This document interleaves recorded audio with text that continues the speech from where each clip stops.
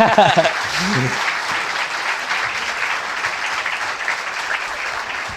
at that. No tunes. Look at that. Sorry, we should have got some walkout music for sure. Yeah, the tiger. All good? Give it a little test 1, 2. Yeah, can you hear him all okay? Josh? Yeah? Perfect. But yeah, let's get sort of just straight into it, as I appreciate we started slightly late. Do you guys want to do just a really short intro for those that may not know who you are? Fraser, I'll start with you and then we'll just work this way. Yeah, so my name is Fraser McLeod. I'm one of the co-founders of a company called Nexus Search. It was a business that was founded in January 2020. So we've been running for 4.5 years now. Myself, 2 other business partners founded the business. So our markets are senior level placements, managers up to VP with inside manufacturing sectors. And most recently, we've branched into tech, looking at SAP. Awesome. Josh? I'm Josh, one of the co-founders of Trident Search. So Charlie's over there. We're a veteran-owned cybersecurity search firm. I spent 8 years in the Marines. Charlie spent 8 years in submariners under the water. And we work across US, Europe, just shut down the Middle East, which we can talk about. Don't fucking do it. Callum? Sounds like a Skeptic song. Shut down. I'm Callum Lyle. I'm the founder of a business called Zest. A quick kind of whistle-stop tour as to how I've got here. So I was really fortunate at the age of 25 to take over a recruitment business, 5 people, grew that to just shy of 30 heads, and had a bit of an early midlife crisis at 30 and decided to leave and set up my own thing. So set up Zest with a vision to radically change the perception of recruitment. Loads of ways that we're trying to do that, which we can discuss. We focus purely within the tech sales market, mid to senior level hires, 100% retained first year, making a bit of a shift now away from that. And it's all UK, right? All UK, bit. Oh, you've been doing something, yeah, okay. A wee bit outside. Awesome, appreciate that. So I guess when we all prepared for this, the sort of goals that we had for this evening was just 3 things really. We wanted, hopefully, all of you to leave inspired, motivated. We definitely want you to walk away with at least 1 to 3 practical strategies that hopefully you can take to your business, to your teams. And I'm definitely going to make sure that these guys are honest and they share things. It is called Founders Unfiltered for a reason. And something that I learned year on year is that LinkedIn is not the truth. So yeah, these guys are not up here to talk about how great their businesses are. We're going to hear how hard things have been as well. But I asked these guys if they're willing to share, which they were, just to share where they are on their business journey performance-wise. So Fraser with Nexus, we've just basically shared year-to-date performance, because I know there's a lot of different people, different sectors that may be having a challenging year compared to last year, etc. But let me know if I get any of this wrong. But Nexus currently 40 heads, 7 non-fee earners, revenue year-to-date 2.75 million, and then a gross profit of 500k. Josh with Trident year-to-date, you've got 16 billers, 2 in operations. Revenue year to date, 1.75 million and gross profit of 700k. And then last but not least, Callum, year to date, revenue 462,000, GP 133k, and something that I know that Callum is very passionate about.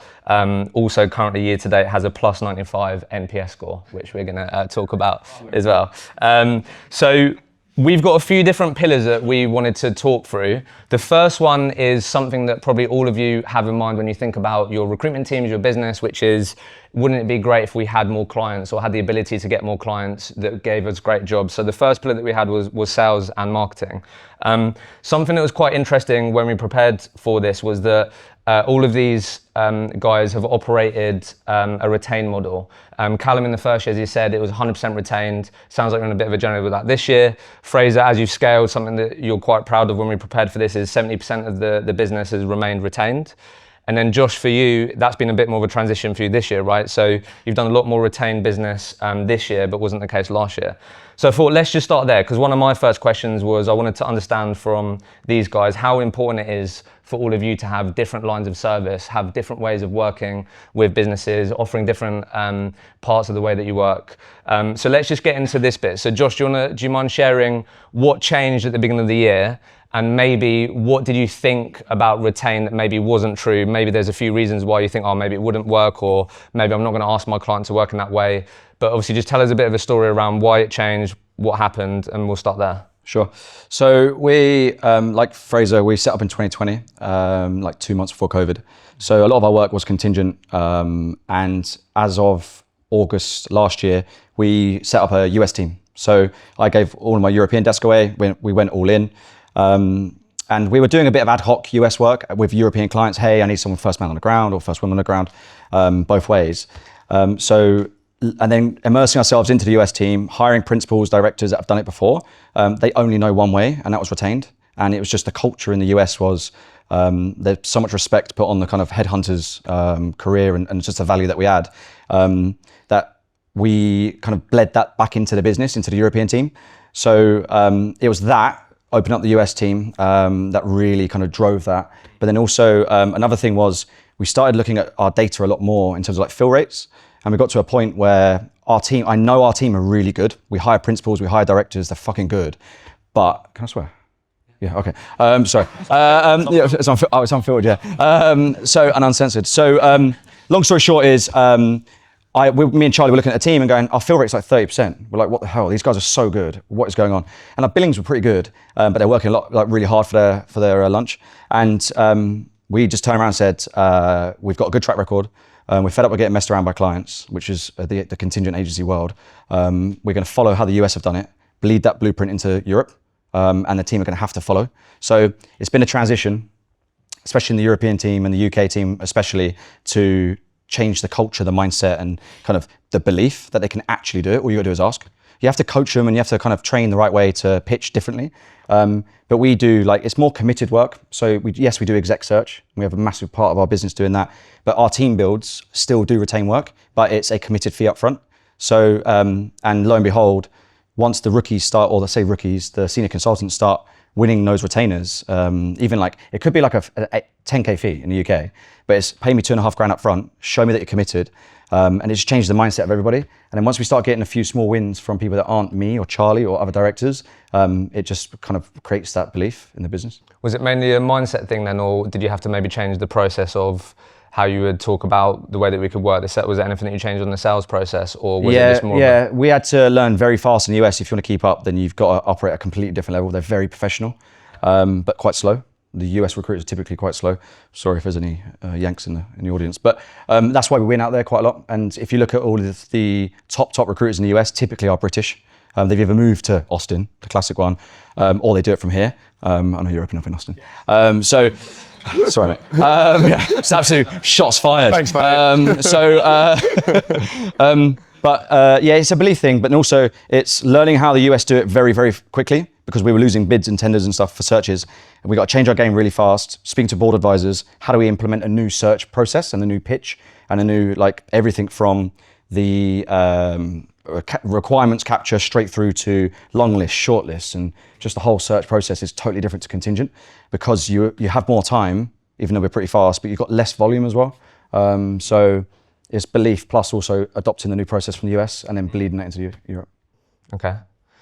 For me, when I think about retained, whenever I've worked retained, whether it was in my last business or this business, I don't think it's so much around the skill of the people pitching retained.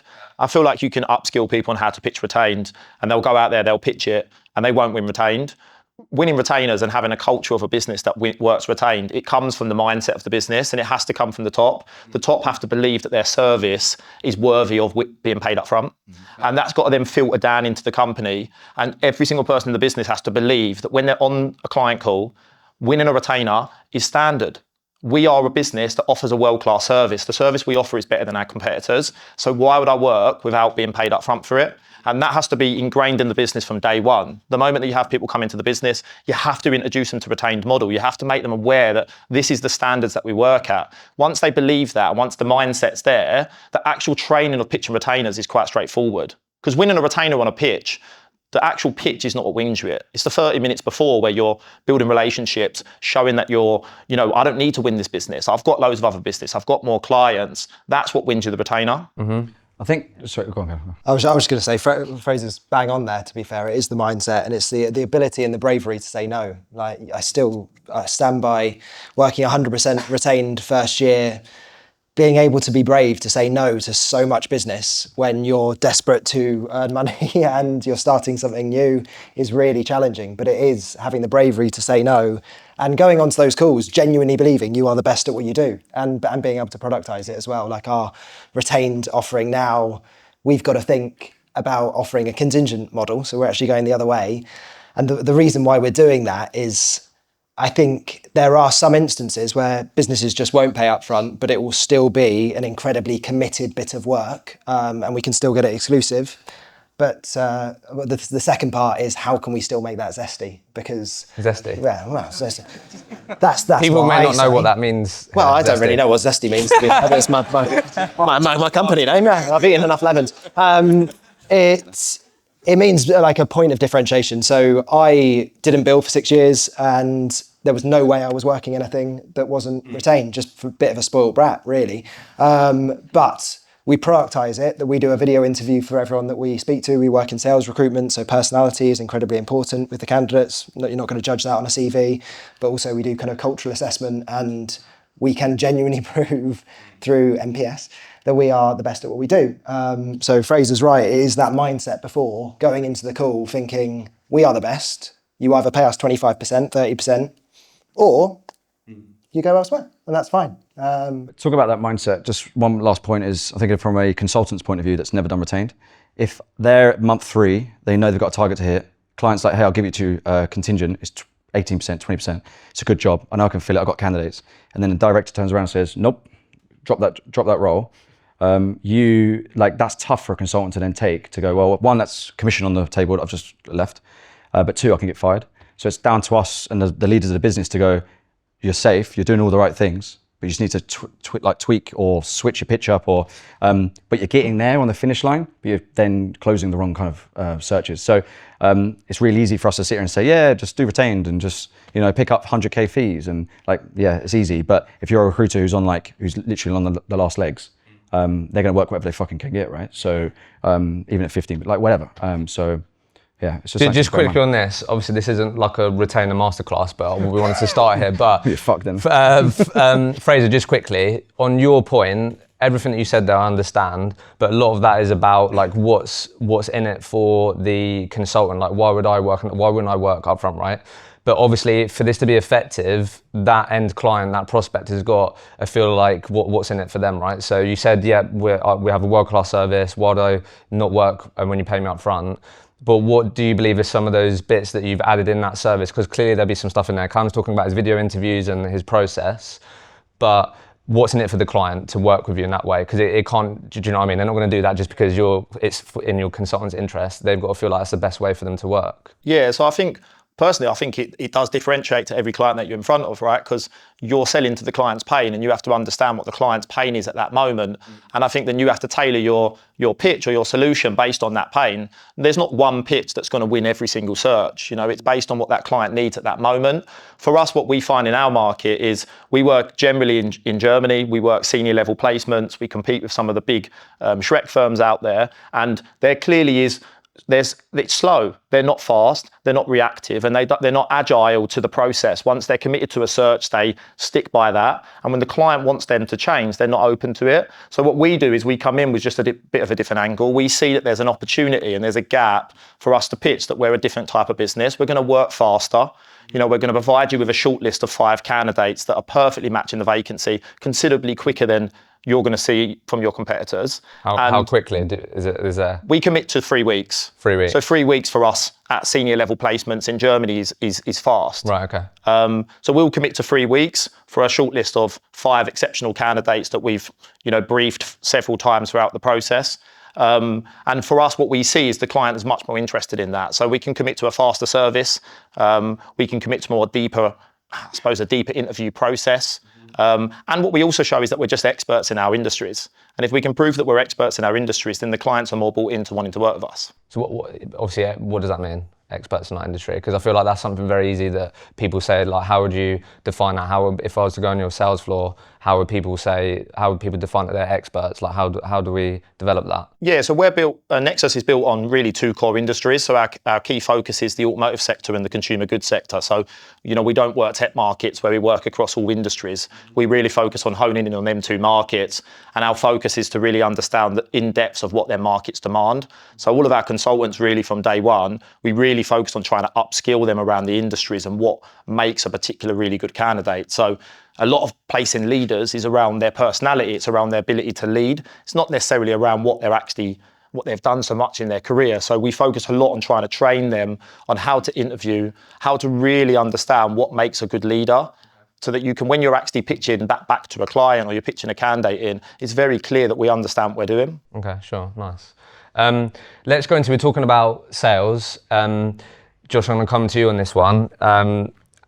In your business, you operate a 360 model. Let's just talk about this, right? Sometimes we might scroll on LinkedIn and people say 360 is dead. Some people may not say that. Josh, talk to us a bit about your methodology here. And when we're talking about sales, people win on their own clients. You're relying on your senior people to do the full cycle. I don't know, just talk to us a bit about. Yeah. So, that's how we operate. We do, so if you are a 360 recruiter, in my opinion, and we win all our business through the candidates, put it that way, right? So the way we operate is I win a search. We have a Slack channel like most people do, and it's super, super active. The reason why it's almost like we don't need delivery, I'm just sort of talk generally, is because like I had a search yesterday, I won a search, put a message in the Slack channel saying, hey guys, I need a CTO in New York for this company, who do we know? And because 3 or 4 of us all work in the same space, it's here's a candidate, here's a candidate, here's a candidate. So that allows me then not to need delivery. So just talking generally here, but I can then submit a shortlist really quick, same as you guys, and I can then focus on sales again and win more searches. So it's kind of like there is absolutely a need for delivery in particular business units or particular business setups or models. But for us, it's around if the 360 recruiter is talking to candidates all day, they know what's going on in the industry. So when they're trying to pitch searches, they know exactly who's out there, how much candidates look at, comp packages, all sorts of things that you're looking at that clients want to know. If I am not engaged with the candidates because I'm not in that community because my delivery guys or girls do that, then how am I meant to explain to the client that what they're looking for is unrealistic or it is or it isn't? Because I'll have to then call up someone who's in my delivery team and say, hey, can you just give me some information on that? So that's typically how So you do a lot of split deals as well. That's something you really call. Yeah, over half our deals are splits amongst the team. So that's one of our non-negotiables. It's teamwork, and we work in thirds. So of the deal, a third goes to the person that won the client, manages the account, and delivers the candidate. But we operate that from top down, bottom up, and it works really well because I would happily give a third of the split away if it means I can fill the job really quick. Candidate's happy, client's happy, I can move on to the next search. And then our biggest USP is time to hire. So we track it really, really closely every month. And that's how we beat the big Shrek firms. So I had a case March this year, a California business. The last search took 405 days to find a CRO. We'd done it in 67. And like they couldn't, well, it took them 90 days for them to work out previously what they exactly wanted because the agency just didn't guide them, help them, etc. So So, and they're a big PLC Shrek firm. So time to hire is really important. Do you know what's Shrek firm? Corn Ferries of the world, the ones that sponsor all the golf, essentially. Okay. Just because not everyone might be aware. I'm now going to get sued by Corn Ferry. Cheers, mate. Left, right, and centre, just to make sure we're all on the same page. So yeah, it's essentially to answer your question, it's a 360 recruiter, in my opinion, is way more immersed. They speak to the candidates all the time, all day. We win all our business through candidates. We don't cold call. It just doesn't work in our industry. Therefore we can talk to the client better. So. Callum, how do you feel about this with where you're at, right? You're obviously currently a smaller business. Do you feel like everyone needs to be contributing to, I know... Everyone needs to be contributing. I think there's a couple of interesting things there, and we could probably get to this later. Interesting, we don't sell ourselves at all on being quick. Really? Interesting. Which is interesting, we'll get into later. Josh made a good point in regards to the retained piece. One of the reasons why we want to do more contingent, I would be that dickhead leader who Lizzie or Charlie or someone would come to me and say, great news, Callum, I've won exclusive bit of business, it's 25%.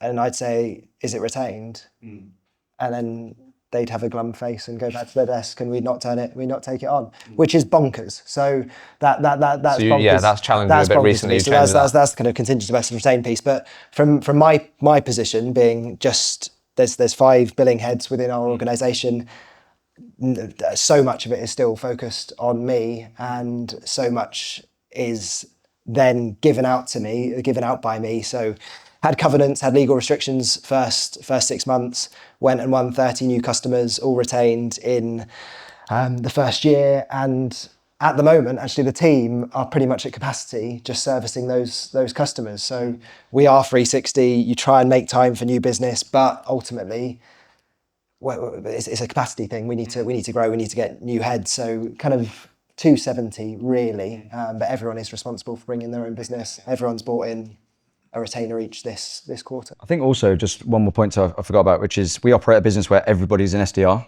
Everyone's a sales rep, whether you're in marketing or you're in finance. Everyone's trying to win business or keep an eye out for leads or what's going on in the industry.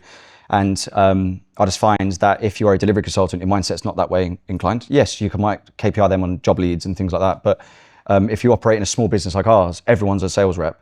Then I think 360 kind of works better to that, if you know what I mean. So, Fraser, talk to us about your journey with this, because it's. Yeah, But like, how did it look? I'm slightly controversial on this one. Well, how did it look as you was building the business versus like now? What do you see the benefits, pros, cons? Yeah, so I am slightly controversial. I don't necessarily agree with the 360 model as such. Maybe it's just our markets. I think it could work in other markets. But what I found as we was building Nexus is when we was in the first year, it's myself, Max and John, we had 2 or 3 other people around us, and we were all exceptional at winning business, and we were winning clients on clients on clients. But what was happening was we were winning so many jobs and we're not actually placing them jobs, and we're only placing a small percentage of them. And the reason is that we're just focusing on hiring exceptional people who are good at BD, people that are unbelievable at running processes, and what you would, I suppose, class as a 360 consultant. Because I think if someone's really good at BD, they can run a process, you kind of just say, well, that's a really good 360 consultant. But one of the core parts of recruitment is making placements. So what we then did in year 2 was we split it in half, and we now have client consultants and we have search consultants. A search consultant is, I suppose, a delivery model, but what we did was I think delivery model today kind of sits as, a side part of the business. They sit underneath 360 consultants. The 360 consultant runs the process. And the delivery guy, he gets a little bit of love here and there, but he's not actually running the process. He might contribute with the candidate here and there. We switched that. We made search consultants. We looked across our business and we said, who is exceptional at finding candidates? Who actually enjoys finding candidates? Because I believe that the people that are unbelievable at winning business don't necessarily love going out there and finding candidates. They don't give the candidates the best experience. They want to be in front of the clients. So I looked at who's really good in front of clients, who's really good in front of candidates. And then the people that are really good in front of candidates, they're not a delivery team, they're a search team. Their responsibility is to join searches. Their job is to sit with client consultants at the moment that we win them searches, and they are there to run that process as the search consultant from start all the way to finish. And what it allowed us to do was then it allowed us to show our clients that we're more sophisticated than just one consultant working your job. We've got multiple consultants working the job who are skilled in different areas of a recruitment process. And what it allowed us to do is it allowed that my client consultants who want to be out there winning business can win jobs, they can manage the client, and they know they've got an exceptional person sitting next to them running the process for them, and they can go out there and start winning some more business. And we see that in year 2, that absolutely changed the way that our business operated. We saw a massive increase in our job to fill rate, the amount of business that we was winning, the quality of jobs that we were winning. And because we sit in 2 specific markets, I don't have hundreds of clients to go at. So for me, I would much rather have the people that I know are fantastic in front of clients talking to clients. And I would much rather have people that are fantastic in front of candidates talking to my candidate network. I don't want to have someone who is trying to juggle everything and maybe does half of the job not so well. And I think for us, that's what we've seen has just worked really well. And it's enabled us to scale at pace. just a question, just out of interest. How do you work with, how does the candidate flip work? Do the delivery consultants, because if they give a great service, which they will, right, to the candidate doesn't get the job through you, they go and become a VP or a C-suite somewhere else. They'll then go, right, I want to work at Nexus because the service, it was better than the search firm I worked with. Do they go back to the delivery consultant who then doesn't know how to flip that into a sale? Or do they then go, how does that work? So for me, I I don't necessarily see them as a delivery consultant. So I see them as a search consultant. So I expect that my search consultants are still capable of being able to have high level discussions with decision makers. They're not people that are just having, a quick call, a 10-minute call, and then they're never speaking to that person ever again. They are trained to the point where they can speak to people at a higher level and they can interact with them to a point where they can extract information from a business development perspective, because that's not what I think delivery consultants do. And then what we see is that when we see there's an opportunity for a flip, we pass it over to our client consultants to take over the process and to talk about where the opportunities are to win business. How do you comp it? How do you do is it, Josh shared how they do the third. How do you do that? Is it 50-50? Is it? Client v search is 50-50. So we split 50-50. If you win the job, then you run the process, or you're sitting there as the high level lead on the client, then you have 50%. If you're a search consultant and you run the search from what we call it a lockdown, a job briefing, through the process, then you get 50%. But what I see is that the client consultant, for me, always has to remain the front of the client. The client they didn't buy into Nexus, they bought into that person. So that person has to remain as the front of that client. As we start to win more searches from them, of course, the search consultant's going to have more and more face value in front of the client. But at higher level discussions, when we see that there's an opportunity to win business, the client consultant has to be active. Part of their sell is that we've got this team that work with us, etc. Something as well, just last point, when we caught up, you also said one of the benefits you found, so many people here will win business through speccing candidates. Some people are great at that, some people aren't so great, but it is still a solid way for a lot of people to win business. That's something you also highlighted as well, right? If you've got these people out there speaking to the best people, they're also able to consistently provide great people to potentially open up doors as well. It's something that you shared with me. I thought that was quite interesting, because again, that could be potentially harder for 360 recruiters to do because they're not spending as much time on the candidate side. Yeah, so we see that there's, again, our search consultants are so ingrained in the network of the candidates. That's what they come to work for. They come to work to only understand the candidate network and to manage that network. We give them targets to run talent pools. They're responsible to own, a certain talent pool in a certain niche. And their job is to constantly bring A-star candidates to the client consultants to take to the market. Because I don't want people that are not fantastic at business development, which is, it's a skill that you can train, but at the same time, it's also a natural ability. I don't want them people taking them candidates to market and burning leads for me. I would much rather them people hone in and build a great network of candidates and then allow my people that are fantastic at BD to go and do the BD. Okay.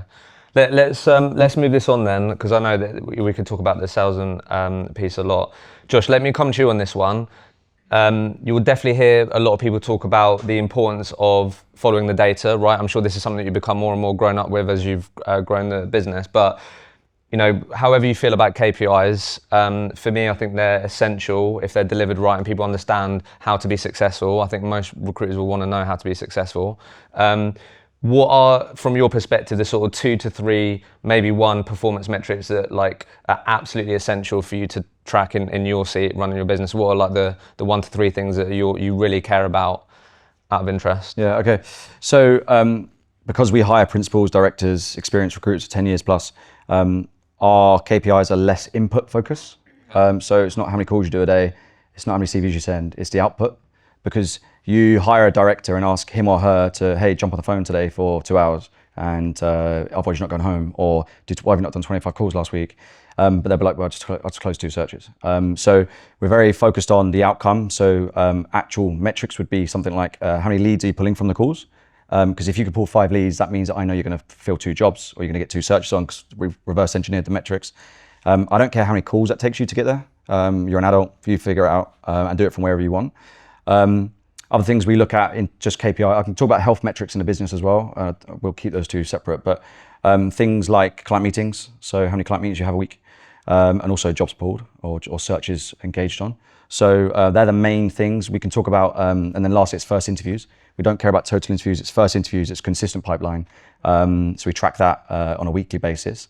From a company point, which might be relevant here, is health metrics we look at as a board. So we look at fill rate. So how many jobs do you pick up to close, or how many searches do you pick up and close?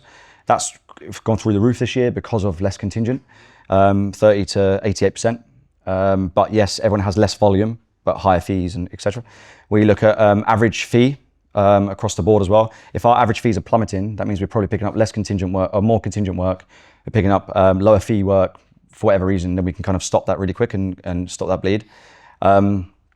And so Average placement and then job to fill ratio. Yeah, and job to fill, and then last one's time to hire. Really, really important for us because then we flip all of those into like how we win searches. Did you want to say something? Yeah, I was just going to say, Josh, obviously my model is not to hire directors and principals. It's not how we operate. But if them principals and directors don't hit their first interview number, what They're do you, expensive. Yeah, like what do you do from there then? Do you then go, okay, we reverse engineer, yeah. So, do we then go if to you think input like metrics? if you visualize, I'm super visual. So our output KPIs at the top, yeah. So the interviews, the meetings, the jobs filled, the leads, and then below that you have input, right? And 90% of agencies focus on input, and fair enough because that's just the model. So if you are not getting your interviews, you're probably not sending enough CVs. If you're not sending enough CVs, you either haven't got enough jobs on, or you're not speccing out enough. If you're not pulling enough job leads, then I look down and go, the input to that is candidate calls or meetings. If you're not, so it's kind of, we reverse engineer, everything has an input, but it's really hard to measure an experienced recruiter on input because then they feel like they're being micromanaged and yeah. But if the input is what creates the output, then why would we not drive the output? Do you know what I mean? Because, yeah, I agree, I totally get that. And we've done it for 4 years, right? Because one, nobody hits their KPIs. You tell me a fucking recruiter in here, or anyone, we all lead teams, right? You have 5 KPIs, how many hit them every week? None, right? And it's frustrating, it kills morale, culture's low, because all you're doing is KPI bashing. That's the truth, and we can have a drink after if you disagree. Not you, mate. We're going out the back. But in all seriousness, it's a fair question, right? But because some recruiters, like I might need 3 first interviews a week to hit my number. Yep. Or and you can say, right, you're hitting your number. I don't really care how many first interviews you're having. Like, show me a recruiter who's billing. I'll show you a manager who doesn't really talk about KPIs. Show me a bit, and the reverse, right? So it's almost like you don't want to handhold that adult who's 38 years old, been in the industry for a long time, because they didn't hit their first interviews, but yet they're hitting a big number. So I get it, and it's something we fall back on if they are struggling, because the input is definitely the most important part, right? Otherwise they don't get the output. But there's also an issue of quality as well. So if you're not getting your 5 interviews, but you're sending a ton of CVs, then guess what? You don't understand what the client wants, or you don't understand the candidate market, etc. Or it's time to build a delivery team.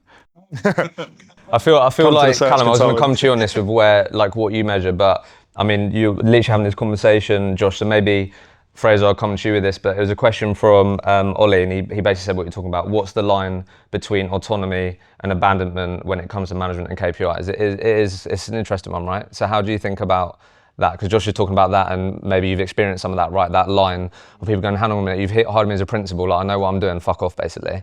But like, how do you think about that line? I think it is a fine line, no doubt about it, which I've crossed many times.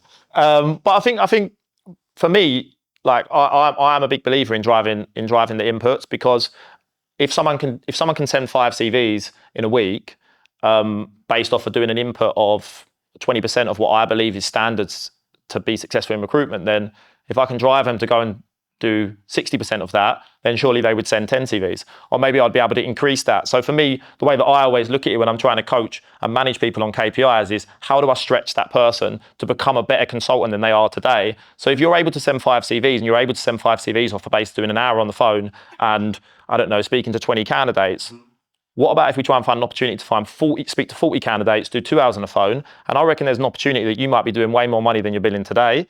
And I think that's kind of the mindset I have on it. Obviously, my company is considerably younger than Josh's, so it may be is perceived better. But that's just how I see it. I just see that if I can drive input, or if I can find a way to get people to work harder on the way that they're operating on a daily basis, become more efficient in what you're doing on an hourly basis, then at the end of it, you should become a better recruiter. Mm-hmm.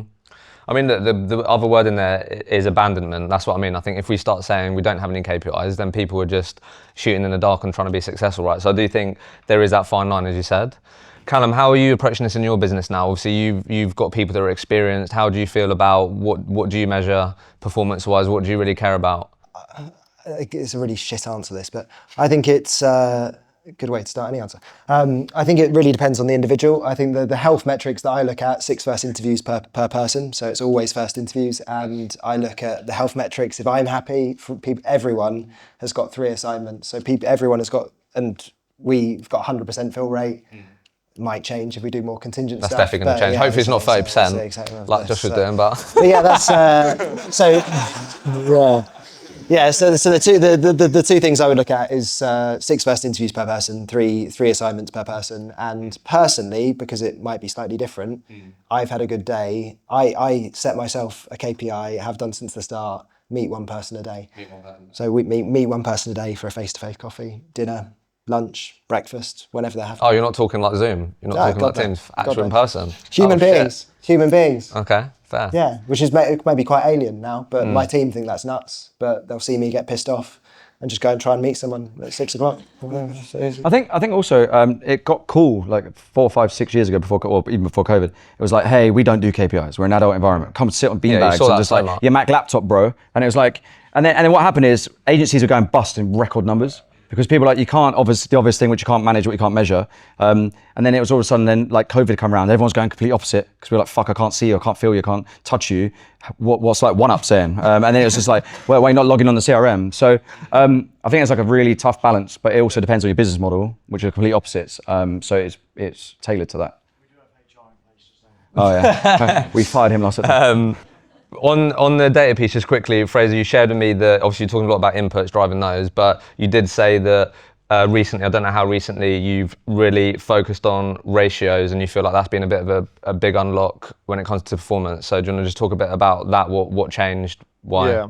Yeah, to be honest, I've never been big on ratios. From my last business, they never really focused on ratios. I've only worked at one recruitment company prior to Nexus, so I follow a lot of what they did, and I wasn't really built into ratios. I always focused a lot on inputs, outputs. I looked at that, and that was an ability for me to look at what my company was doing at that moment. But the moment that you go from being 15 heads and you've got grips on everyone inside the company to suddenly being 40 heads, and half the business don't really, they're not talking to you that much throughout the day, you have to look at ratios. It's the fundamental way to be able to look at what your business is doing at any moment. It gives you the story of every single thing that's happening across your business. You can go all the way to consultant level, you can look at team level, but it's the absolute way that you can make decisions to drive performance across your business. I think if you become a sales leader, you need to be able to understand at any moment what's happening in my business. I'm winning 20 jobs a week, which is great. But out of them 20 jobs, I'm converting 3 of them into first interviews, or I'm converting, quarter of them into first interviews. You might think that your business is doing great because you're winning loads of jobs. You're not making any money. You're not turning any of them jobs into first interviews. So the ratio instantly allows you to tell a story, which is something's going wrong with the jobs that we're winning. Either are we winning bad jobs, or do we need to improve the lockdowns of our jobs? And it allows you then to go to your L&D and say, we need to work out how we can upskill our business on being able to lock down jobs better. And suddenly as a sales leader, you're then making impact in where the business requires impact, rather than just saying, do you know what? We're not getting enough first interviews, so we need to send more CVs. That's not how you drive performance across a sales floor, because you're not sending the right CVs. And that's what ratios allowed me to understand. And I think in the last year or so, it's really helped me take a grip of my business. I think also on that point, I wish we'd done this super early, like from like day one, right? As in like the 2 founders in like sitting in your rooms, because then it kind of bleeds into your fabric of the culture and stuff, and then it helps you scale, even if you're scaling from 2 to 8, right? But also what we found most recently is it allows you to not make as many emotional decisions. So you go, oh, she's shit, get rid of her. And you're like, no, hang on. Like, let's look at the data behind it. And actually, and we don't say that, by the way, in board meetings. But seriously, it's like you make less emotional decisions and you go, and also then you can speak to the consultant and go, hey, I'm asking you to do this because the data shows me that you're picking up all these jobs, wasting your time. So how about you work on more retained work, or whatever the decision is that you want to get to, use the data to kind of build the story and the message, rather than, I'm your boss, do as I say. Recruitment leaders are pretty emotional, so every decision we make is based on emotions until we see ratios, and it changes everything. Ratios, yeah. Callum, you measure NPS. That's something you're very passionate about. We're talking about job to fill ratio, interviews. We're not talking about net promoter score here. So tell us a bit about this. This is something we discuss a lot on the podcast. You're a huge advocate for this. How's this impacted your business? How do you? Yeah, I think it's impacted our business massively, and I've learned. Just explain it just quickly. So Sorry, NPS score is a score that we get from everyone that we represent, that basically, Julian will have to say wherever he's here, but 0 to 6, detractor, 7 to 8, passive, 9 to 10 promoter. So that person would promote you or Zest or the consultant to friends, family, etc. And it's enabled us to get over 90% of our business through referral. We have really tracked it really anally, like really focused on looking at that, really focused on trying to ask for as much feedback as possible. I guess my learnings in doing that, my mindset and my preconceived perception was we would get a really good feedback, or we add value to people that we place. That is bollocks. It genuinely is. You have a 20-minute conversation with people and they give you a phenomenal review. Lizzie was review, having a really tough time, spoke to Lizzie for 20 minutes, to really change my perception, or really turned my day around. And it's so nice to read. But it's actually, especially for being kind of British and a bit awkward about asking for referrals as well, you really need to build that into your process. So at the end of any call, even if it's we do retained searches, very targeted searches, speak to a candidate, they're not a fit for the role. Most recruiters would just put the phone down, probably never speak to that person again. It would go on the database and maybe in a Slack channel, they'd come up again. But actually asking that person at the end of the call, if you've given them some zest, some service, some value, do you know anyone else? And it's so interesting, honestly, the amount of people that we get introed to, the amount of business that we make, the amount of people that we place off the back of it, the amount of relationships. I think the key bit here is when you see people post about it online, it's often when they've got the end result they wanted, right? You'll normally see people say, oh, we've got this great testimonial to someone that they placed and they got the successful outcome. But actually, time and time again, with what you're saying, a lot of the business that you can get are actually from people that have a great experience, but they don't get the end outcome with you, and then they refer you in, right? You hear that so much. So I think that, because I remember on our podcast, you said a lot of your scores have actually come from people you didn't place, right? So 78% of our scores come from people we don't place. Yeah, so I think that's great. Since the start of this quarter, so last month and a half, we've had over 50 promoters, over 50 people give us really long qualitative data about how good we are, how good the experience was, and that is where we make all our money. How do you find the balance though with not coming off as like a call center vibe? You know, like at the end of like a Vodafone call and they go, hey, I'm going to send you a text. It's going to be like 1 to 5 because it's super valuable, right? And you need the feedback to then improve the team and a bit. I totally get it. But how do you pitch it to the candidate or the client at the end of the call to go, hey, by the way, like, could you mind doing this? It's a really good question. We don't. What's really interesting is you think that it's not necessarily the case. We don't even need to preface it a lot of the time. We'll just. We do incentivize by it. So we give a 5% bonus on whatever someone's quarterly figures are. So it's a big chunk of money. So thousands of pounds based off of getting a certain barometer NPS wise. So the consultants are naturally bought in at the end of that experience, and it's when they've been rejected for a process or placed or whatever, but the majority of people were rejected through the process. But it's interesting. Some consultants will preface it and will get really good results. Some consultants, you've had a 20-minute chat with someone, you don't think you've impacted their life at all. They just automatically get a survey come through because of CRM compliance, and they're writing Callum, Charlie, Aaron, whoever was the best thing since sliced. It's bonkers, but it's great. What you don't measure, you don't sort of. No, I was just going to say, we've adapted talent analytics and we started that at the beginning of this year. So for the last 6 months, we've been trying to embed NPS into the business. I think what I've found is, like, I find that there's a lack of engagement from my consultants still. Like, I feel like they're not quite still understanding what the NPS can offer. And I find that, if anything, they end up, or they're pushing the client for the wrong reasons. They're pushing the client because they want the client to come back with a really good score so that they get a pat on the back from me, Max or John, and they're not actually quite understanding the concept behind the NPS. So I'd be interested, Cal, to understand how you've like really embedded that further. It's a really good question. And Charlie, one of our team, kind of started this year, said in a flyaway comment, he got a great review, and we kind of celebrate reviews like it's a placement. He got a great review and he said, well, it doesn't pay my bills. And I was like, wow.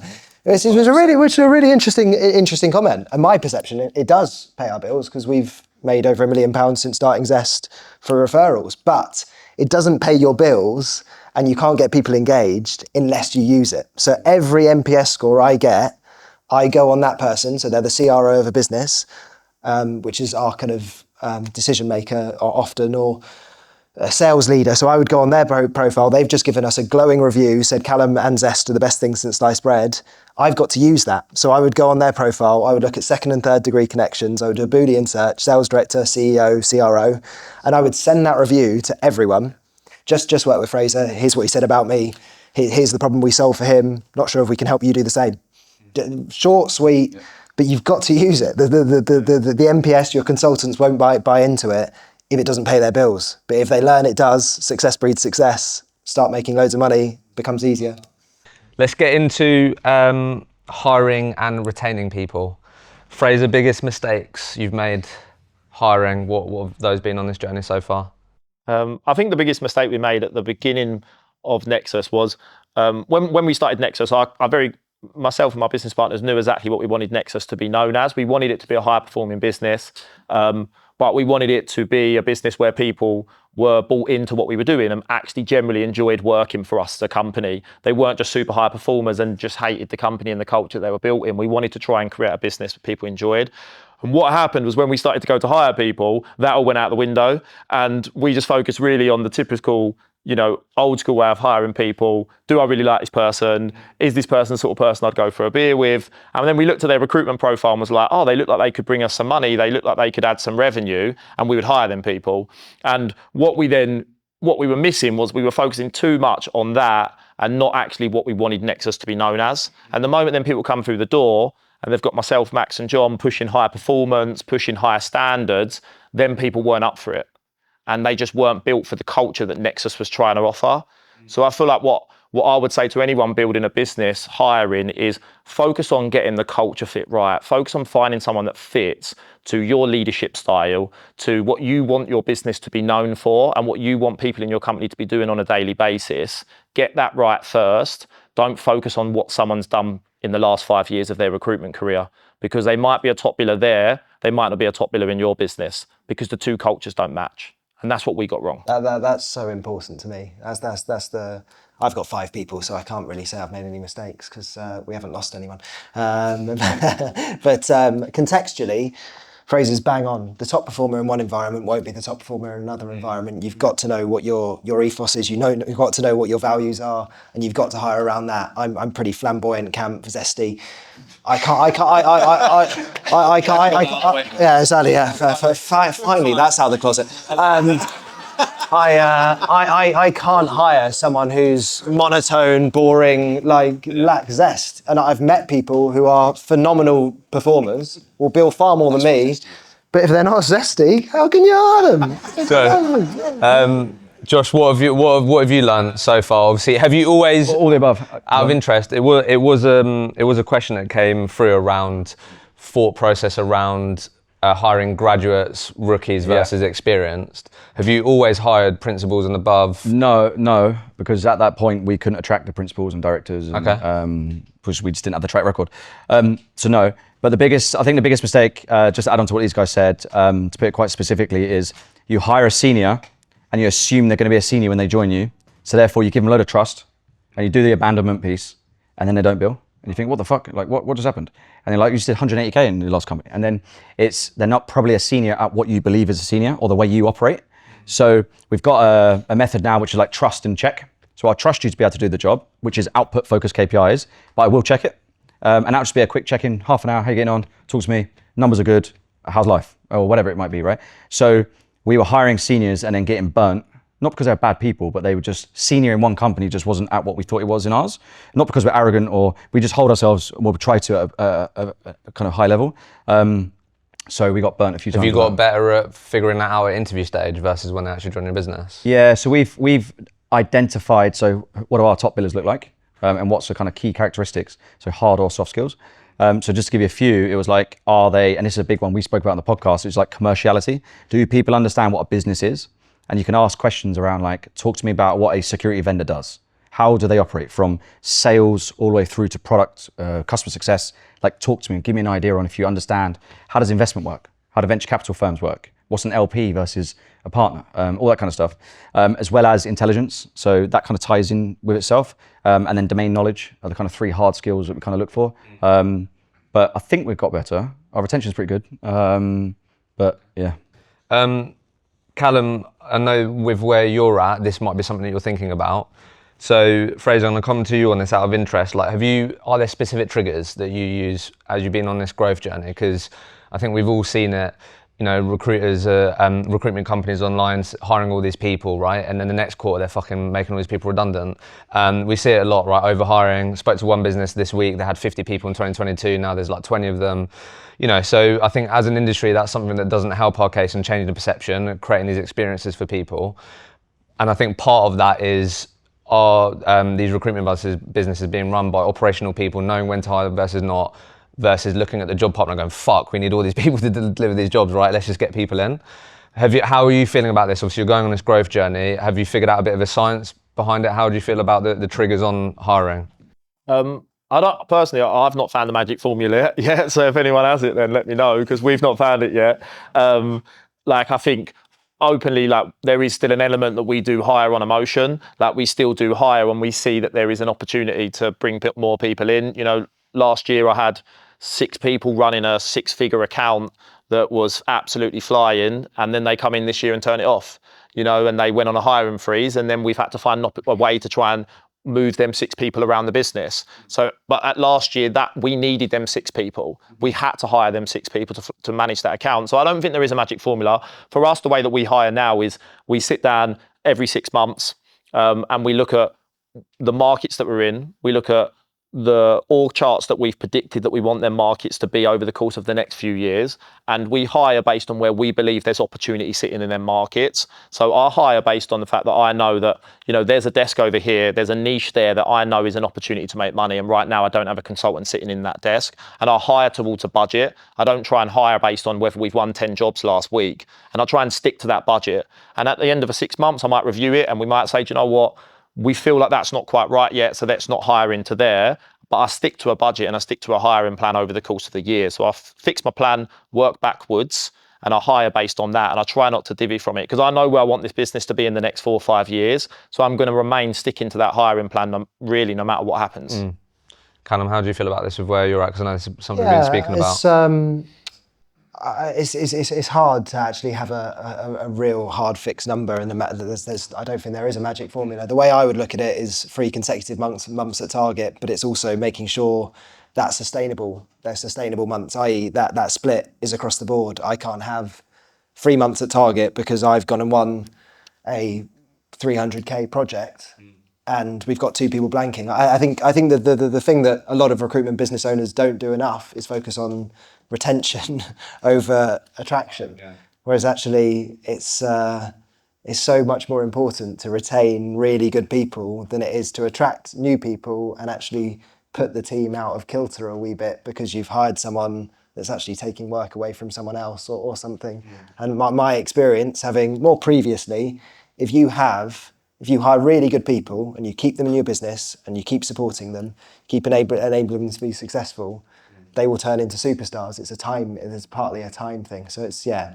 Well, that was going to be my next thing about retaining people, right? So what have you found to be, I don't know, there's not going to be one thing that's most effective, but is it the trips to Ibiza and all those things that keeps people? Is it like how do you feel about this in terms of retaining your best people?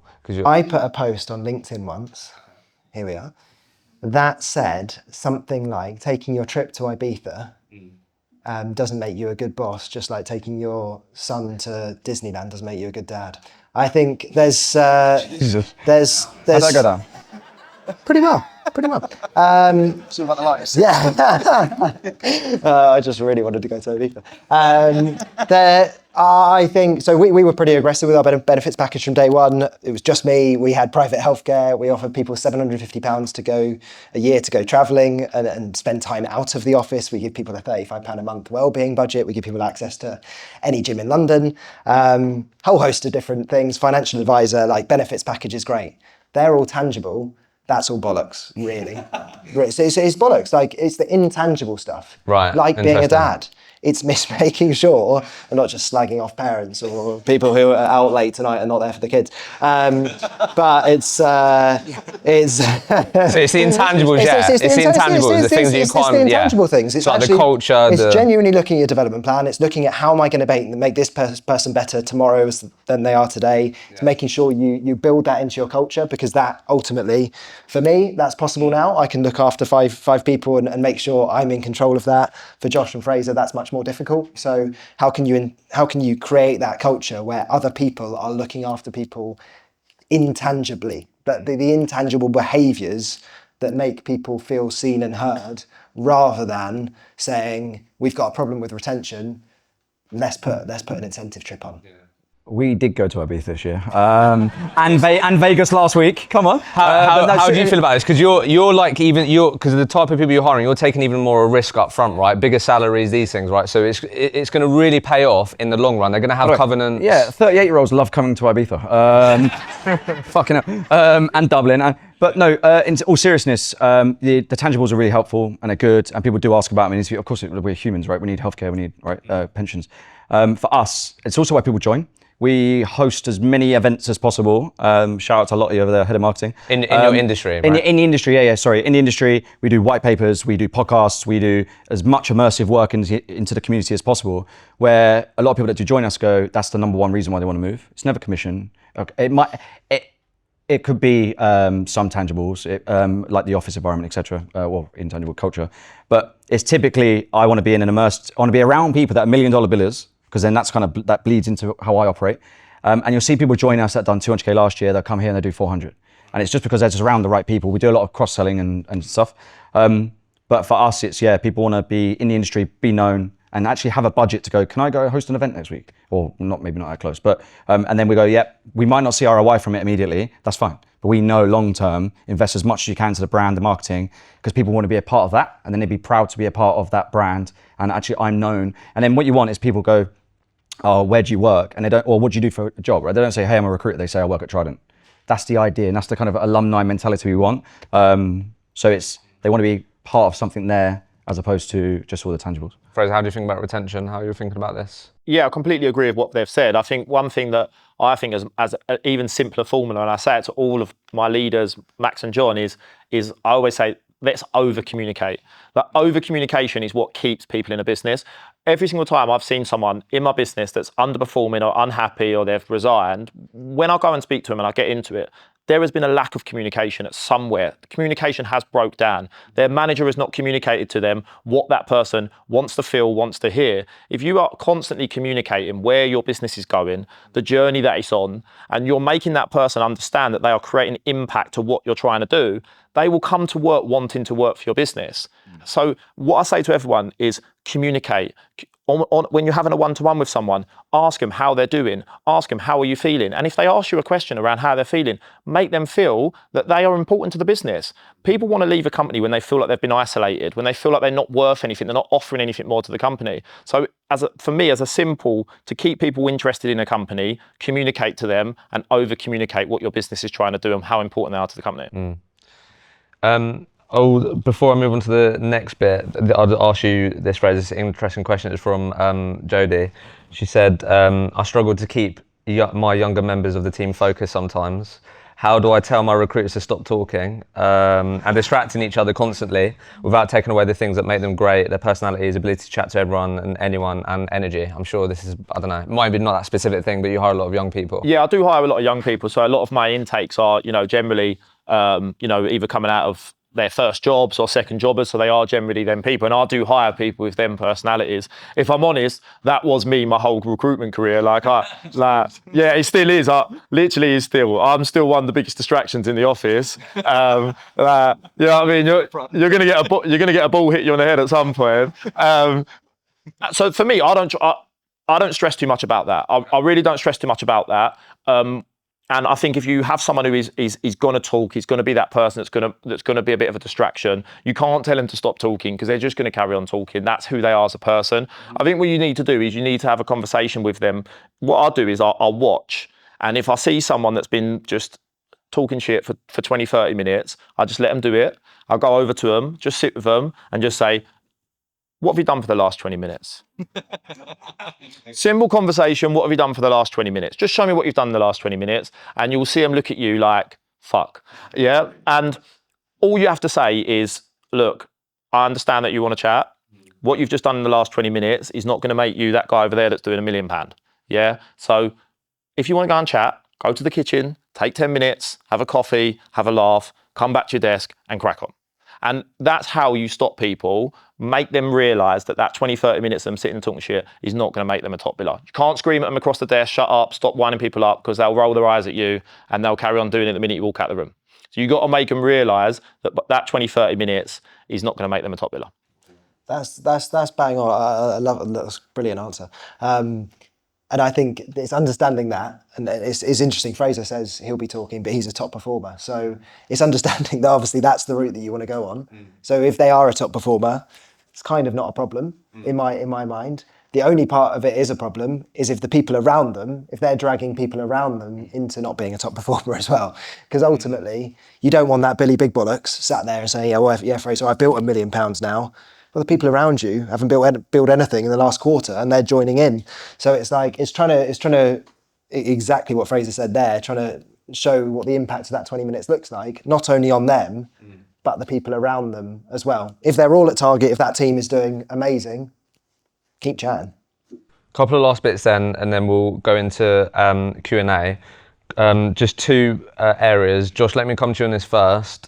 Something that can be difficult for founders as they're growing, or depending on how they want to approach growing their business. But when is the right time to bring in that non-billing hire, right? Obviously, you're speaking a lot about hiring, salespeople, etc.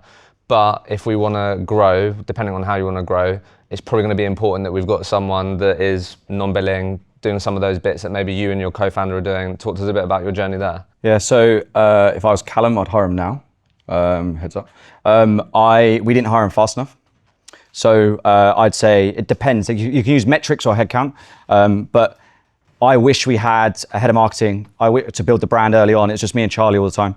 I wish we had a finance person who's also very operational. So then we could dive into the data. He and Lottie, they run the CRM.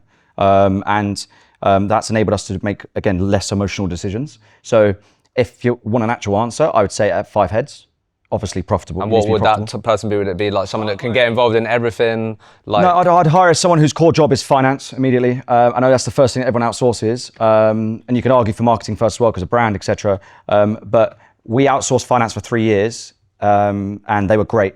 So we perceived, until we had someone come in, really rip the books apart, and also add a lot more value on the operational side, because there's not enough. If you do a lot of retained work, we've got like 12 contractors out. In the cyberspace, there's just not that many contractors. It's just not a thing. So therefore, the actual financial operations is quite easy, so to speak. Sorry, Steve. But it's, other than end of month, realistically, he's just doing kind of maintenance finance. So hiring someone that can then go, look, finance is pretty easy for me, and I've got it, I understand it. What else can I do? I'm really data-driven, operationally focused. How do I kind of drive the business objectives by looking at things like ratios? So, yeah, to answer your question, I think within the first 5, 6, 7 heads, you really want to bring someone in. Even if like our guy's remote, he lives in Bournemouth, right? He's in the office once a month. And you probably want to keep your finance guy away from the office, just for the culture. But they're ruthless. No, seriously, they're ruthless. But they see everything in black and white, right? Everything's ones and zeros, it's data. But in all seriousness, it's 5, 6, 7 heads. A marketer or I don't think that's the right way to go about it, depending on your brand's really strong at Zest, right? Because you're flamboyant, it's really strong. But zesty, everything's very zesty. So I would go finance, seriously. How are you thinking about this? That's the only thing I'd say. Having kind of grown a recruitment business, it's really good advice. Having grown a recruitment business to kind of 30 heads prior, and having quite a strong marketing team, I'm not in any way saying we wouldn't hire a marketer, but I do think the gap between a good recruiter and a marketer is becoming closer and closer. I think the future of salespeople won't necessarily be YouTubers, but I do think they'll have to have a really good marketing lens. I think gone are the days 10 years ago of me joining a recruitment firm and just having to cold call. So I think Josh is probably right, and it's really good advice. I'd probably go away from marketing, but I am looking at kind of finance, operational type hires that can really add value. Especially as a solo founder, it's all those other bits as well. Fraser, what's been your journey with this, just quickly, as you've been growing? How's this, because I know you've been growing this non-billing team. What ended up being the first hire? When did you start really thinking about it? Because you had, again, it will come with its own challenges, but you've got you and 2 other people, right? So that really helps. There's instantly things that you can divvy up in terms of, right, you take finance, I'll take this. As a solo founder, you don't have that privilege. So talk to us a bit about your journey on building that non-billing team, which is essential. Yeah, like you said, there's 3 of us, and literally from day one, we sat in a room and said, what is each of us taking that's non-sales, basically? So we knew we've always had our roles, and we kind of had them roles up until probably about 18 months. We then brought in an operations manager, I suppose, which at the time we didn't really understand what an operations manager was. We had never really worked with an operations manager, so we brought in an operations manager, which operations manager now what we've seen is completely different profile. It's a high level, looking at processes, upskilling your business on processes in the background. We had a really, really strong, fantastic office manager who'd done fantastic stuff to help the office run great. And I think that was a perfect hire for us at that time. That was the first office manager, run the office, kept everyone in good morale. The things that me, Max and John didn't think about, she was thinking about it in front of everyone. And I think that kept the business in a really good level. We then went into TA after that because we saw that we wanted to scale and we wanted to hire people.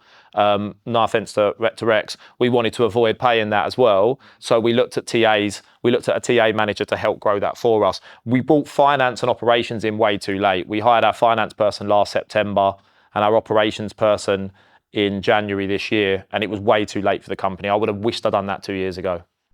So 4 years, 2 years, literally 2 years in finance. Yeah, I would have said so. Why didn't you then? Did you think it just wasn't needed like it was? Because obviously you're very perm heavy as well, right? I think with back office hires, you don't really know what you're missing until they turn up. Like you don't. You just assume that your outsourced finance is great. I was running L&D. That was always my responsibility because I like to coach people and run L&D. I thought I was fantastic at L&D. I thought I could train anyone in the world, and yeah, I've now got a head of L&D who has made me look so shit because he's turned up with like this mad philosophies. He is doing some mad stuff. People are walking out of changing room, walking out of rooms like, what is going on here? So it's like for me, it's like you don't realise what you're missing until they turn up. So I think if you've got the profit, if your business is going in a direction where you want to scale and you want to scale aggressively, then I would say make the hires when you can make the hires. If you're not fussed about where your business, if you don't want to be a 50-man company, you don't want to have multiple offices, personally I would say try and do it between yous because it will crunch your margins. There's no 2 ways about it. Back office hires crunch your margins. You are going to feel the effects of having seriously world-class back office people in your business. So only do it if you really, really believe that you want to go somewhere and you want to take that business further, I would say. So final area then, and then we'll go to Q&A, was just, there's a lot we can talk about this, but we were talking in preparation for this around delegation scaling, right? Not everyone, the really cool thing about, building your business is there isn't one way of doing it, right? And we all have our own goals and these things can change over time. But if we do want to grow, then there's some things that we could do better versus other ways. Callum, how are you currently thinking about this? Obviously, I know that you do want to grow.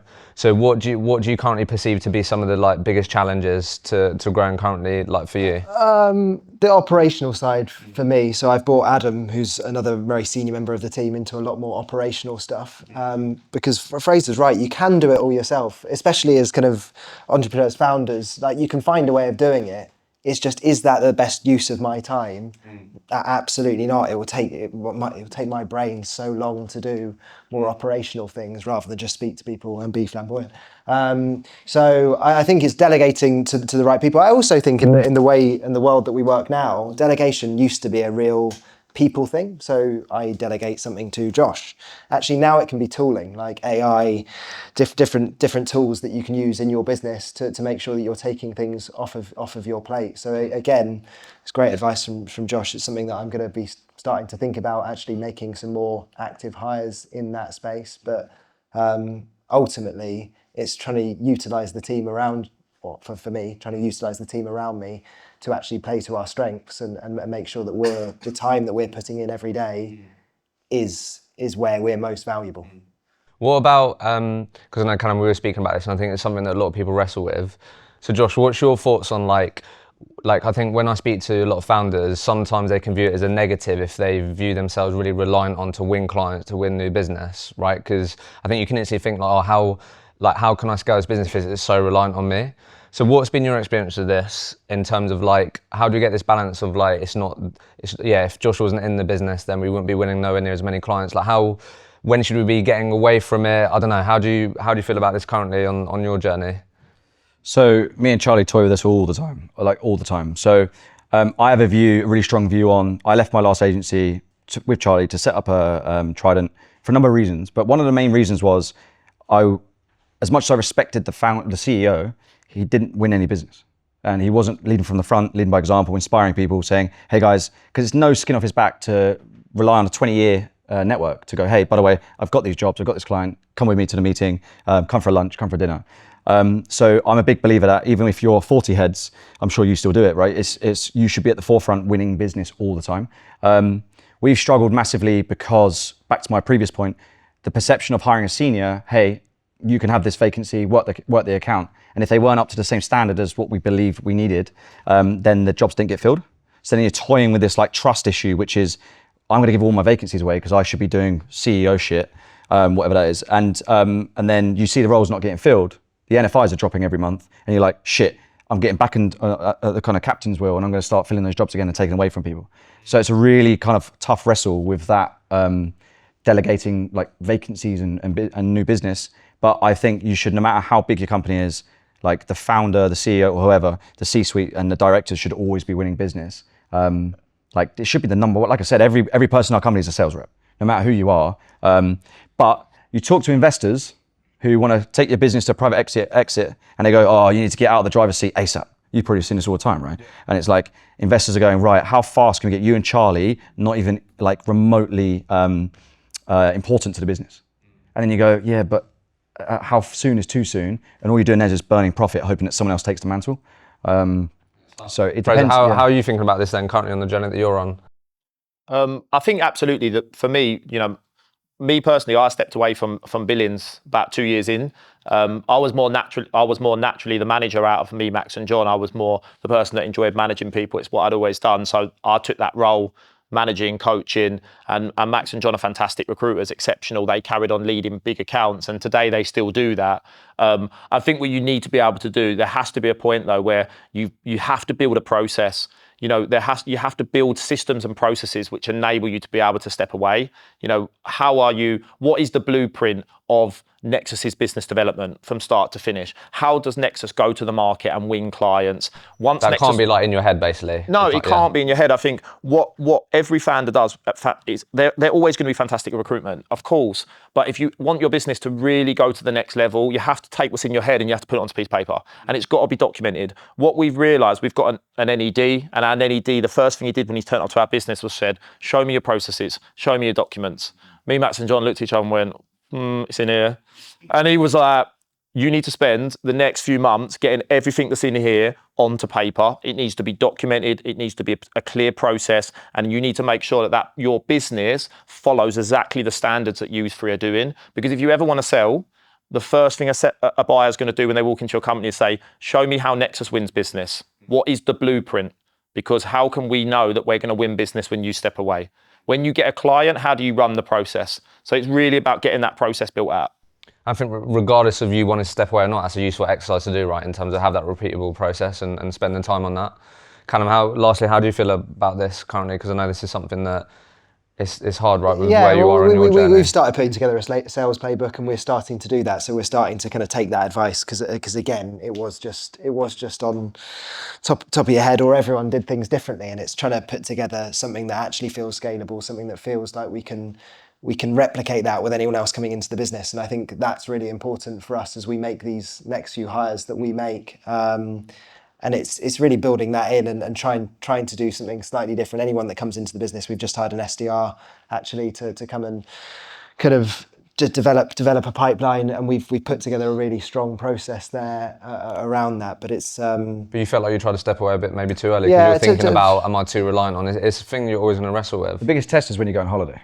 You go on holiday and you leave the office and you come back and you see what a shit show, or not, it actually is, or like what's actually been delivered in the last period that you've been away. It's really interesting as well, because I also had the period of 6 years where I didn't bill anything. And I billed for 2 years.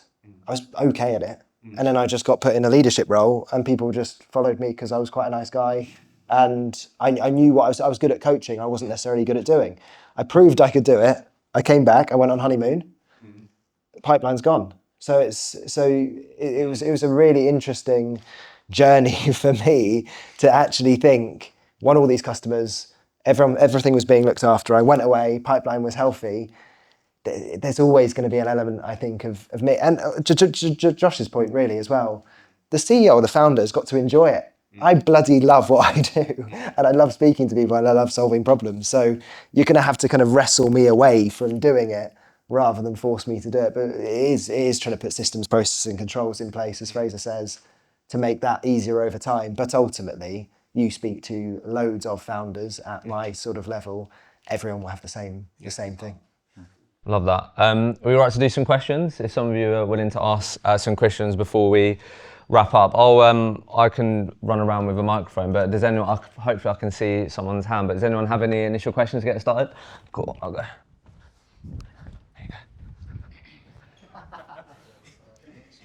Hello. Hello. I feel like I'm in the hot seat now. My question is, what is the most important factor for each of you in your businesses right now that tells you your business is doing good? For us, it's a couple actually. Time to hire. How fast we fill jobs. As simple as that. So even if your operating profit, your gross profit wasn't in a good place, that would tell you. I'll give you 5 things. Operating profit, time to hire. No, it's for us. It's time to hire. It's time to hire because if we're filling jobs fast, we're going to be profitable. Like it solves a lot of stuff. And if you're not filling jobs fast, you're probably picking up the wrong jobs. You're probably not understanding the requirement, sending the wrong CVs. Clients are messing you around, not committed. There's a ton of things around speed. And then it creates urgency in the business. People know they need to fill jobs fast. It's how we also beat a lot of the US recruiters, because for us, the fabric, I believe, in the UK is like the agency world is get your jobs filled before you leave, like, or do something before you leave, right? Otherwise you're fired. That's the old way of agency thinking. And then if that's like kind of been kind of born into all of us, it's in our fabric, then that time to hire creates that urgency in the business and you just win. So it typically solves a lot of stuff. So we've seen speed. Thank you. Nexus right now, this year, we're on a hyper growth, right? So we really want to push on and continue to grow. We're not really looking at, our profit. We obviously want to ensure that we remain in profit, but our margin's been massively slashed. So it's not really what we're focusing on. For me right now, what makes me understand if my business is doing well is I look at from the moment that someone joins my company, how quick does it take for that person to be an individual contributor and working autonomously within my company. If I can get that conveyor belt right over the course of a 6-month period, and let's say I'm hiring 10 people a quarter and 5-6 of them people over a 6-month period become individual contributors, that tells me that my company is moving in the direction of becoming an autonomously running business. And that's what I look at. So I look at time to be an individual contributor. Is my L&D program giving that person what it requires for them to be an autonomous builder? That's what helps me know my business is in a good place. Mine is very simple, and I've said it, it's NPS. So, and the reason I would look at NPS is, it means we're reaching a minimum standard. So there's NPS results only, or surveys only go out if we've had enough people through an interview process, or enough people are placing or getting rejected from jobs, etc. But also, I'm such a believer, if you look after people, if you do the right thing by your candidates, clients, the people around you, the zest will follow. The rest will follow. Clever. See what I did there? Zest. But yeah, NPS genuinely, it's the best barometer for success. If people are happy, we will get referral, we will get business. And I don't, bizarrely, Hisham asked me some questions about profit, revenue. I don't look at it as much as I would NPS or customer feedback or data. I didn't hear the intro. Sorry, like one other question. That's all right, fine. Just how long has your business been running? Only 18 months. And did you working in a business? So I was MD of a business that I took from 5 people to just shy of 30 people, and then launched Zest to change the perception of recruitment. Okay, cool. Thank you. No, it's done. Anyone else? come over here. You got me. Hi. If you guys were to start your businesses again, what would you like to have in? What would you need to have in place from day one? And I'm talking about CRMs, LinkedIn Recruiter. What would you want? That's someone about to start a recruitment business, that question. Find a co-founder. Ooh. Oh, you got one, yeah? Okay, shit, next. Keep your co-founder. Good question. So, back to actually the previous point, get your processes like slick. Even if it's just you two and you're the top billers and you know what you're doing, you cannot scale unless you have processes, playbooks. This is how we do it, because everyone just goes off on their own and they just do their own thing. And then you get abandonment, and then it becomes a shit show. And then your profits start dropping, productivity per head starts dropping, because you put too much trust in those people. But hopefully a playbook will kind of guide them somewhat. And it also tells them, you might be a principal in this company, but in ours, this is what it takes to be a principal. And it's not just the billings, it's how we operate. And then that becomes the culture, and then they then drive that down to new people that join. So get those playbooks and everything out your head onto paper, not just because investors tell you to. Well, they tell you for a reason, right? Because they know that's how you scale a company. Even if, like, for us, scale is like, it could get to 40 heads and we sell, but our productivity is really high per head, so that's what we want to get to. So that might not be scale for some people, but you still need those playbooks, like everything dumped onto paper that people follow, and then it's tracked into how your CRM operates. So is your sales process the same as how you then log it on the CRM? And do you then follow those leads the same way as what it says on paper? Because a lot of the time you can say, this is how we operate. Then you go to your CRM and they go, yeah, you can't do it that way. And you're like, well, fuck, now we need to kind of like bastardize how the CRM works for the recruiters to follow the playbook. So like, I suppose that's two kind of answers really. Process and systems. Yeah. My advice would be really, really, really, really, really think what you want to be known for, and think about the mission, vision, values more than anything. Again, it can seem a bit airy-fairy, can seem like, just get in and do it, let's start making money.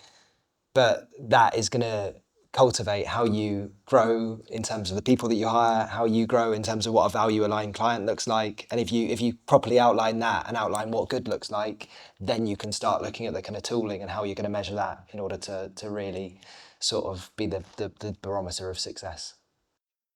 When I look back at probably when we started, I would say that myself and Max and John, we've all been super successful recruiters in a business that had great infrastructures. You know, it was a big company, we could lean on people. Suddenly you're sitting in a room with 3 of yous and you're expected to go and do the same numbers. Like, it just isn't going to happen. So what I would say is, between the 2 of yous, get as close as you possibly can in a market to the point where yous are literally working hand in hand. Every single job you win, you sitting next to him should be able to support you and work completely collaboratively. Don't look at it like we're 2 ex-top billers who can go and build our own desk and we're going to be 500k billers by the end of this year. Don't work like that. Look at it and say, together, we are going to go and do certain numbers together. We are working in partnership. Every single person, every single candidate and client that you are talking to, the 2 of you should be in hand on that. And look at it as if you're building your own desk between the 2 of you. A follow-up question, thank you. When did you guys start hiring? It took us 6 months to convince someone to join us. That's more likely how you should ask it. And we wanted him from day one, but it was also COVID. We had no revenue, we had no track record, etc. It's just, hey, come join us. We're going to be on this huge journey. We're going to make a massive impact and we're going to do some cool stuff in cyber. I think Sean joined in August. So we set up in January. And he's still here. So employee number 1, he's got shares in the business. 8 months. But how fast should you start hiring? Depends on what you want to do. Like, right, I know it's always depends. But like, if you want to scale massively, then it's fast and you processes and academies and L&D and etc. But you might also want to see through the first year and go, right, actually, what do we learn? Like metrics, dashboards, ratios, finances. Should we now kick in? If you're going to do that, then I'd start hiring in October if the numbers are looking good, to then have someone coming in, obviously, to kick the next year off. Yeah, it might be a good idea just to see through the first year, unless you come into the business putting in a load of cash and ready to burn it. We hired in the first month. So we hired a lad in the first month. I was going to hire him in my previous business before it went bankrupt, and he was left without a job. So then we took him on. The reason we did that was because obviously I spoke about it earlier. I believe so much in the fact that there is there is the search model and delivery support is so impactful to the way that you offer a service. So if you are both client people, you're both people that win in business and you're great at winning business, I would say get someone in ASAP. Get someone in ASAP that you can train them on how to work and operate the way that you deliver, and get them embedded straight away. And if you get someone straight away that knows how to deliver and knows how to do your searches, that you can rely on instantly, you're going to, without a doubt, you're going to see a massive impact in your business, because then at least you can go, do you know what? For business that we win, we can feel comfortable there's someone that's going to handle that for us. Yeah, I hired after 3 months, so I hired 2 really senior people after 3 months, and then took Josh's advice before even getting Josh's advice. Kind of saw out the first year-ish, and then hired in October and then in January. So that's the 5 people. Anyone else? You have a question, Matt? No, mate, no worries. The tech market in particular has been pretty tricky over the last 2 years, let's say. Have any of you had experience pivoting in markets, and if so, how did that happen? What things did you look at that caused you to pivot? And maybe when you're trying to identify a new market, how would you assess that market as well? So we were traditionally obviously a leadership business in manufacturing. We did pivot last year into software engineering because a client really wanted us to get into it. So our biggest client offered us a massive project to take on software engineering.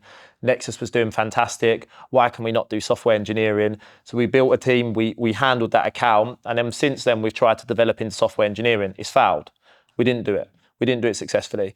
And the reason for that was because we're not experts in software engineering. As a recruitment business, we are built based on understanding manufacturing leadership recruitment. And we got a bit cocky and thought that we can go and pivot into another market and we're going to be just as good as it. I would say stay in the market that you're an expert in. Stick in the market that you're an expert in. Become absolutely ingrained in that market and own that market. There's only pivot if you bring someone into the business that can bring knowledge of that market you want to pivot into. Don't try and pivot into a market that you don't have knowledge into. We stayed in cyber, but we pivoted away from, we've invested more in a different area of cyber. So the venture capital backed software vendors. And the reason why is, it's just, I'm the problem. So I'll have an idea. I'll call Charlie and go, fuck, I've got a good idea. And he goes, oh no. And I'll say, right, we're going to pivot the business. Every time. And he goes, whoa, slow down. And then I'll say, yeah, but we're a startup. We should be agile. People can't keep up. That's their problem. And then I now have a good leadership team that go, whoa, slow down. Let's focus. Let's do it at the next board meeting. But there have been some gambles that have paid off, or some kind of pivots into other markets, like different geographies. So the US. Last August, we opened up the US. I gave away all of my European business that I've done for 8 years, and just went, I'm all in on this now. And the reason why I make that decision is, 1, yes, we back ourselves. 2, it is still within our niche, super niche. But 3, we then talk to investors in the business, in the industry, i.e. venture capital firms or private equity companies. And we understand from them, how are the search firms doing in that space? And if there's massive or low NPS scores or big complaints, then it's right, that's a massive gap there. I think we can do it. Go hire the right people and go after it, and kind of don't look back. So we've kind of turned the business around from bottom-up recruitment through HR and hiring managers. Now we do top-down, so everything's for investors. And we build relationships. It takes a while with venture capital partners who then will be operating partners into portcos or their portfolio companies, and we help them deliver talent, because they're very good at go-to-market advisory, but they're not very good at supporting the hires and the talent for the founders that probably have never done that before.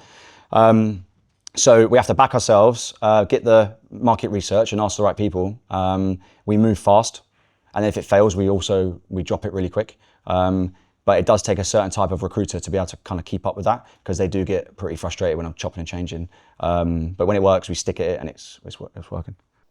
I think I echo Fraser's advice really. If you stick as much as you can with where you are, if you can. The only way I can answer that question with any sort of previous experience and value is we've expanded a bit into different geographies, but that is genuinely off of relationships and people trying to say no to business, and them saying, well, Callum, I'll pay you more and we'll retain you to do it because we only want to work with you. So it's kind of like the market has got to lead if you are going to pivot, but I would slog it out and really just try and perfect where you are, because it will come.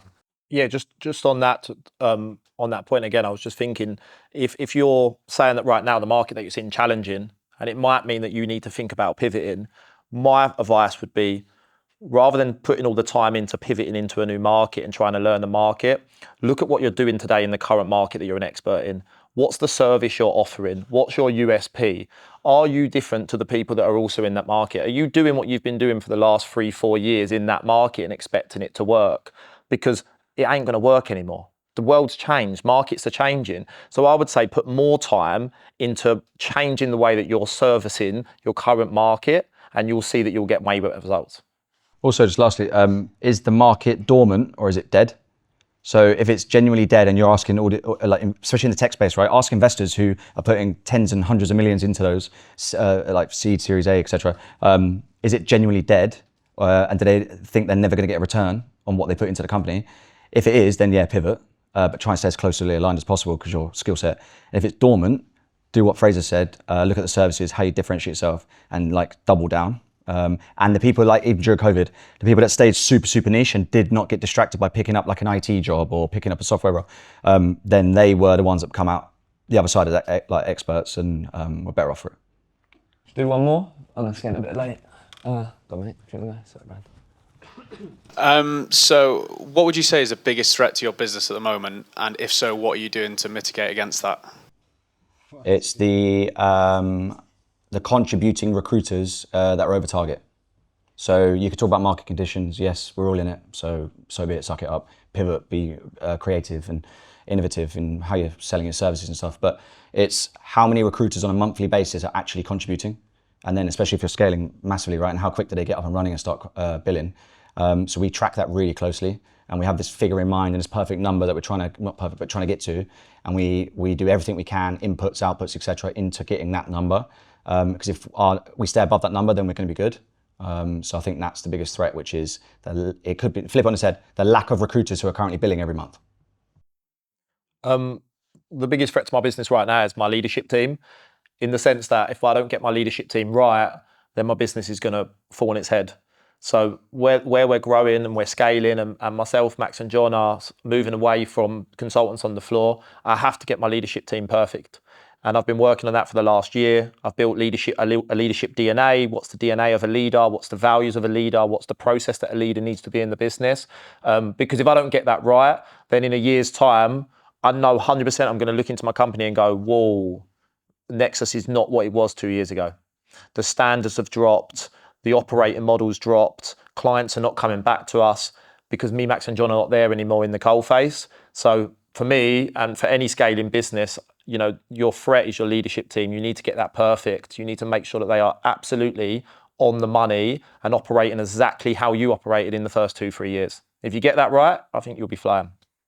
Love that. Complacency and lack of innovation. Just one of my biggest annoyances actually of NPS is people are judging us against other recruiters. So the people are making an assumption that we are better than other recruiters, but we can still be far zestier. So, and we can get complacent because of that. I keep saying zestier, but we can get far more innovative. We can really service our clients in far more valuable ways. We can add far more valuable sort of input to those conversations, etc.